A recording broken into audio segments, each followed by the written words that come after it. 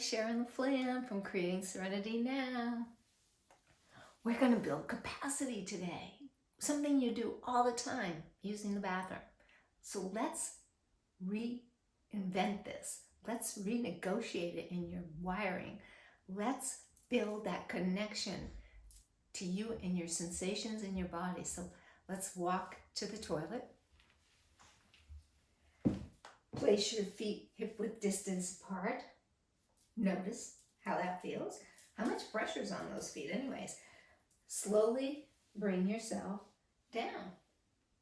Actually, you can bring yourself down and up. If you really want to feel it, you could turn this into exercise, right? You could do it. Really feel your body supporting and holding you. So you're going to bring your tail out and sit. So the tail being out means it's not tucked under and you're rolling and slouching. So notice if you feel some expansion, some tallness, this gives the organs plenty of room to breathe. Slouching crunches it all, right?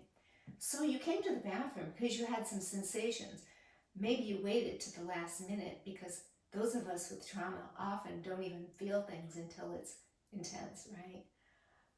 So you're here. You do your business. Feel it. It feels good to let it go. It feels good to release it. Your body's cleansing and detoxing. It feels good. Feel it. When you're done, same similar thing. Feel the feet on the floor. And do this whenever you're sitting and standing, getting in a car or not. Notice how you're seated. Notice how it feels. Does your body feel supported?